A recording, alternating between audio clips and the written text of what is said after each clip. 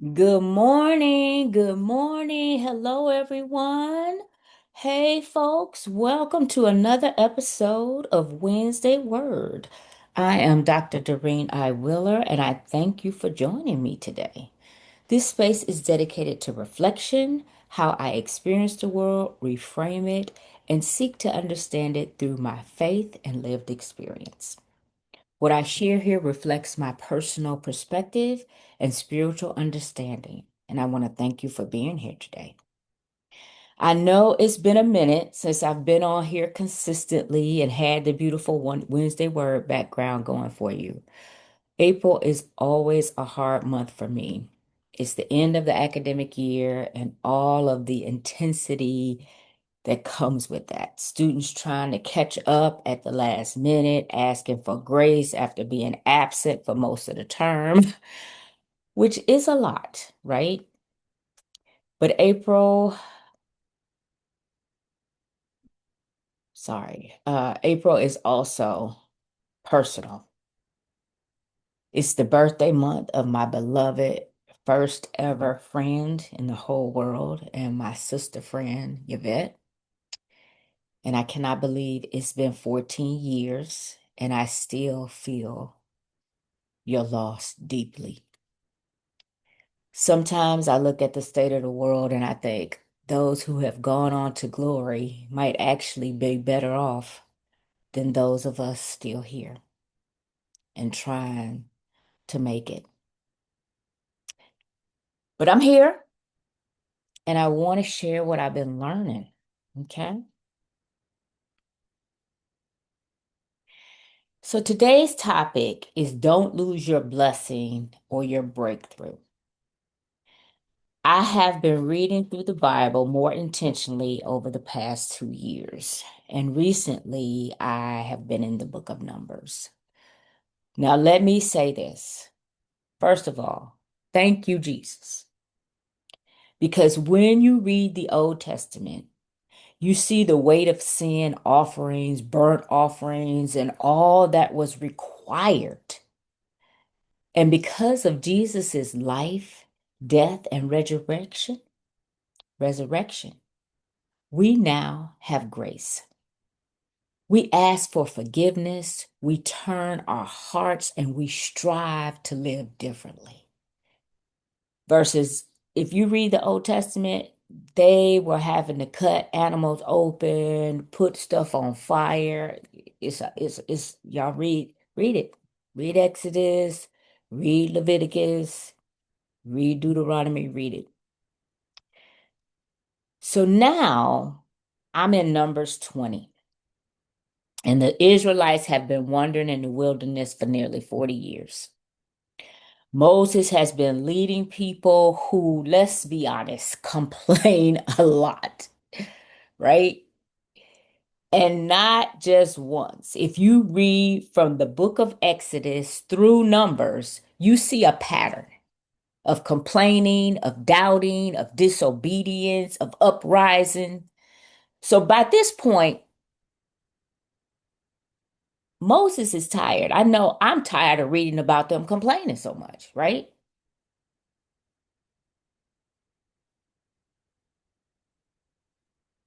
So in Numbers 20, we find another episode where the people are complaining and the people come and complain again. Why did you bring us out here to die? We need water. Why did you bring us to this wilderness? So Moses and Aaron go to God, and God gives clear instructions.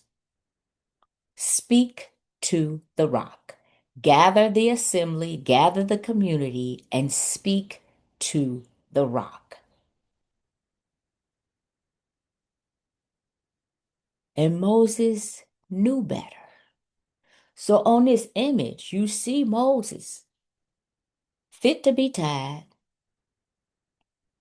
in all frustration, all his anger, being worn out and worn down by these complaining, never satisfied people. So instead of speaking to the rock, he strikes the rock with the staff. Not once, but twice. And he also says that here it is for you people. Here it is. Here it is. I don't know why my hand is raised because I didn't do that, y'all. So I don't know what that's about. And I don't know how to put it down. There we go. I don't know why my hand got raised, but we done fixed that. So he seems to be taking authority, right? And he's in anger. And God clearly said, speak to the rock. Not hit the rock, not be angry, and definitely not hit it twice.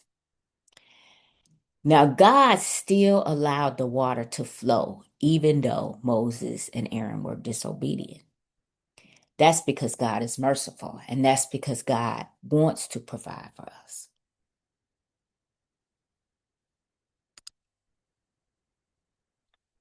But then God said, because you did not trust me enough to honor me before the people, you will not enter the promised land.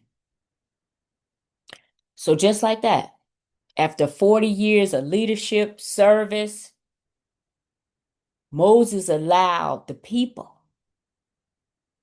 his frustration, lack of control, lack of taking a breath, taking a pause, like my girl Rochelle said in her thing. Take a pause, take a breath before you think, before you act. So this one act cost him everything, cost Aaron everything. And that's the lesson.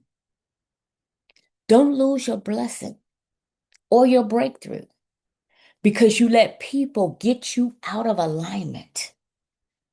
I understand Moses because people will test you, they will drain you, and they will push you out of character. But we are responsible for how we respond. I refuse to let people, situations, or my own emotions block my breakthrough or my blessing. So I ask you today, what is your promised land? What are you striving towards? And are you staying aligned with what God told you to do, even when people test you?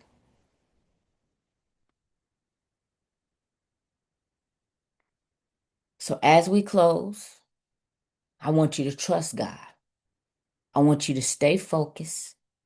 I want you to guard your spirit, your mind, and your thoughts. Be blessed and be a blessing. Thank you for joining. If this message spoke to you, like it, share it, and pass it on. And I'll see you all next week. Be blessed and be a blessing.